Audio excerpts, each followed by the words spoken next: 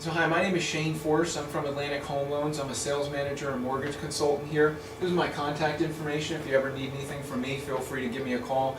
My cell number is 973-219-4195.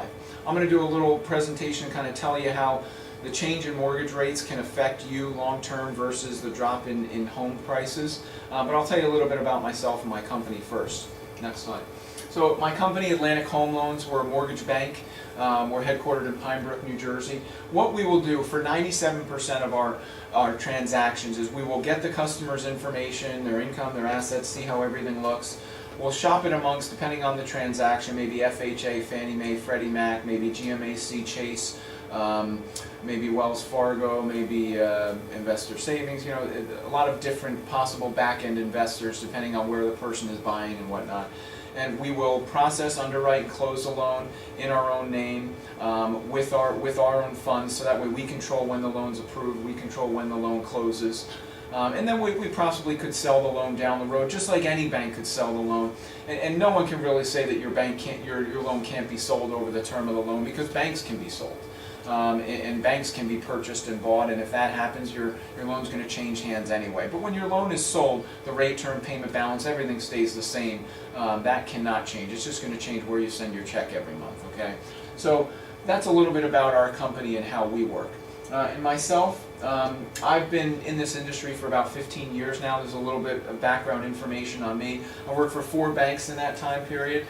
Love this business. It's changed drastically over the last 5 years. So if the last time you got a mortgage was 5 or 6 years ago or longer than that, it's a totally different world. We used to be able to run someone's credit, take their pulse, and they're closed in about 2004 or 5. That was how things worked. Now there's a lot of documentation, because Fannie Mae, Freddie Mac, and FHA are requiring a lot of documentation from us. And a few million foreclosures nationwide have changed the way we do business, and for the good. So next slide. So that's a little bit of information about me and the company. But there's a big discussion right now going on in our industry in terms of, are we at rock bottom? Now, real estate is neighborhood by neighborhood and sometimes street by street. So this could vary from town to town or county to county or state to state. But a lot of people are saying, are we at the bottom? There's still a lot of distressed properties that need to come to the market and need to work themselves through as far as short sales and foreclosures, and that's really nationwide.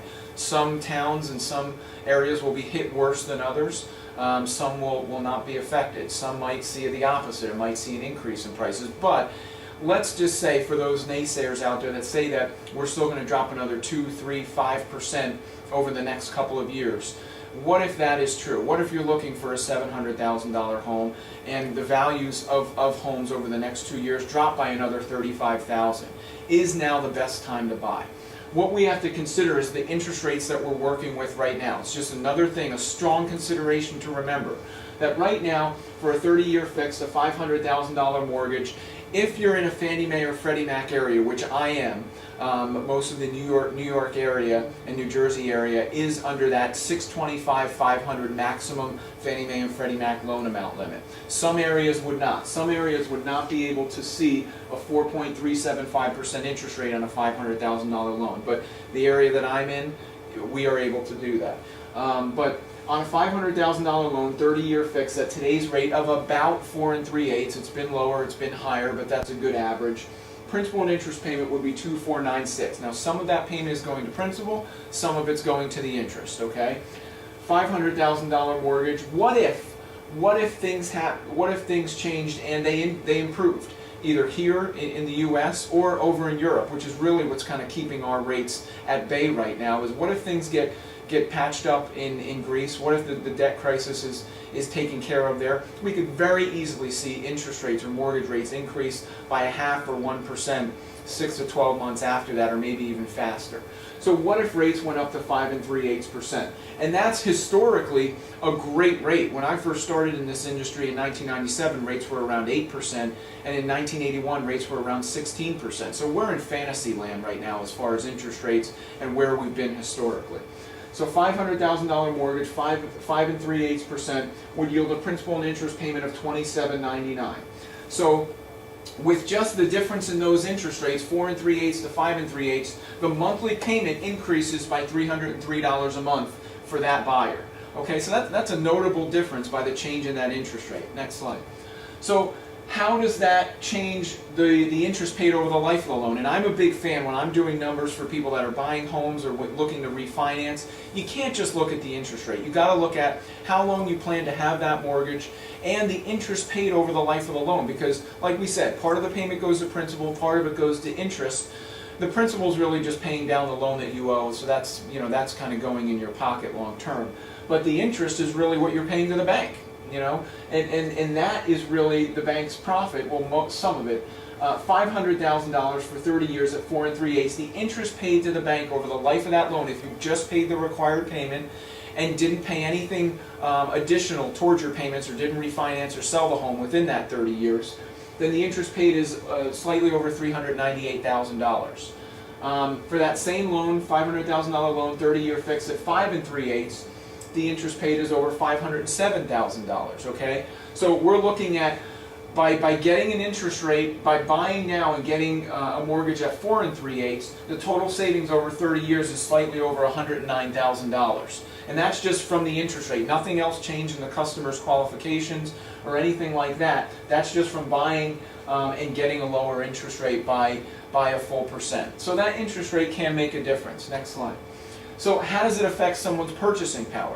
If you're looking to buy a home and, when you were getting that $500,000 mortgage and you started your search and rates were at 4.375, how does that affect your affordability? How does that affect what you can buy? Now that rates are at 5 3/8, now what can you buy?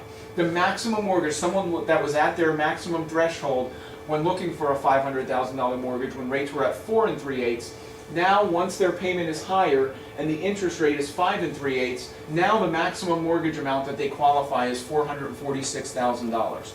So their purchasing power just dropped by $54,000 because rates went up. They didn't do anything adverse to their credit or income or anything else. They now have to look for a home that's $54,000 lower because of a 1% rate increase. Next slide. So that's something to consider. Hey, in certain markets it might not make a difference, but you've got to consider that if you're looking for a $650,000, $700,000 home, whatever it might be, if it's a $700,000 home and prices do drop by $35,000 or 5% over the next couple of years, we just saw that if that happened and prices dropped and we got to rock bottom and we hit rock bottom and okay, things started to get better either in the US or over in Europe, then we're probably going to see rates increase. When things get better, rates are probably going to increase. So will you be able to time it perfectly? Very tough thing to do. But what I can say right now is just from getting a loan right now at 4 3/8 versus when rates go up, you are saving money and over the term of that loan, especially if you're going to be in there for 360 payments or 30 years. So if you're going to be in there for a shorter period of time, I can always look at that and you say, I'm only going to be here for 10 years and then my kids are going to be out of college and I'm going to go to Florida, whatever you end up doing, I can run those numbers for you. My contact information is here. Cell number is 973-219-4195 and definitely look forward to speaking with you if you have any questions. I wish you the best of luck.